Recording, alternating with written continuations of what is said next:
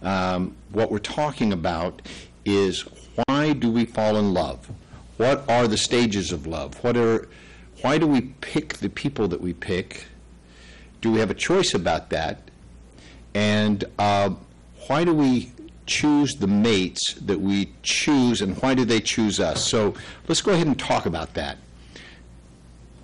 Now, it could be said that mate choice, why you choose the men or the women that you choose to be attracted to, has a lot to do with ethnic background, socioeconomic background. Are they of the same level of education? Are they the same religion? Are they of a similar level of intelligence? Do they have a similar degree of good looks? And a lot of it also has to do with timing and proximity. Okay, you may meet somebody that's the perfect person, but it's just not the right time in your life, and so that person is like rejected. Or it may be that they're not in the right place. You may be that they live too far, and there's no way of getting together over that. So there are a number of things that we are conditioned by from the very beginning that trigger certain pheromones and hormones in our brain that will have us be attracted to somebody. So, but before we go into that, okay, I want to talk about what I call the 3 stages of love. Now, I know that many of you know that I have a CD called The 12 Stages of Romantic Relationship. And now, it's not the 12 steps. That's not a recovery program from romantic relationships. But the more I think about it, the more I'm going to make that one, because I think some of you need to recover from romantic relationships. It could be said, very validly, that romantic love is a kind of addiction. And you'll see more about that as I uncover and discover with you some of the things here in this program. There's 3 main stages of love. And we're going to use the word love very loosely now, okay, because we're not going to ascribe it to a particular kind of love. So we could say there's 3 stages that you go through. One of them is romantic love, okay? And within that, there are 12 stages that goes through, okay? But the 3 stages seem to have evolved out of nature. And the first stage is lust, just raw sexual drive that's driven by testosterone. Now, testosterone is what makes you want to get up and go out and find somebody to love in the first place, right?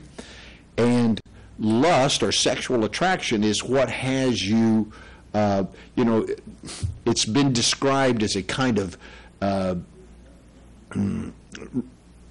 irresistible itch, right? The sexual drive is like an itch. It's like hunger or thirst or something else. It's a physical, psychological itch that must be scratched, if you will. So the sexual urge is I call it lust, because you do not have to love to have lust, right? You don't have to be in love to have a sexual urge and feel a psychological, biological, emotional need driving you forward to go out and find somebody to love, or to at least have sex with. Okay, so the sexual urge is a very primal urge, and let's don't forget that. As sophisticated as we may think we are, or that we have become, our whole limbic system is based on our whole brain and brain stem and neurological system is very ancient and primitive. It's been and it's evolved, and it has evolved to what? It is evolved to survive. Okay, your brain, your neurological system, that thing that makes your eye blink if something comes towards it, that thing that makes your heart stop if you get afraid, that neurological system is involuntary, and I don't care who you are, if you put the right shape, size, smell, movement in front of you, you will be sexually attracted to it unless there's something disconnected in your brain, okay, or in your body, okay? But sexual attraction is a is a chemical stimuli that seems to have evolved so that we would go out and find it, okay? And you know, like I said, you could have casual sex and not fall in love, all right? And that could only happen because it drives up dopamine, okay? Whenever there's an orgasm, there's dopamine, and dopamine is the pleasure drug. And dopamine is directly related to romantic love. You can lie in bed with somebody that you're attached to and think of somebody else that you feel lust for, right?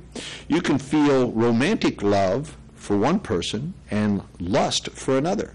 And you could feel attachment for yet a third person. So lust in and of itself is not love. However, because when you fulfill lust is testosterone driven, and when you go out and find somebody to love, and if the sex is good, then you're going to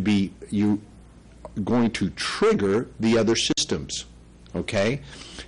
Now I want to go back a little bit and just say that the brain works in various layers of interacting systems. So when one system is active, the other system goes into the background. It's like the windows on your computer is a good way to explain it. When you click on a window, it comes to the forward. Now the other one's still running, but it's running in the background. You know, now you can split the windows and see them both at the same time.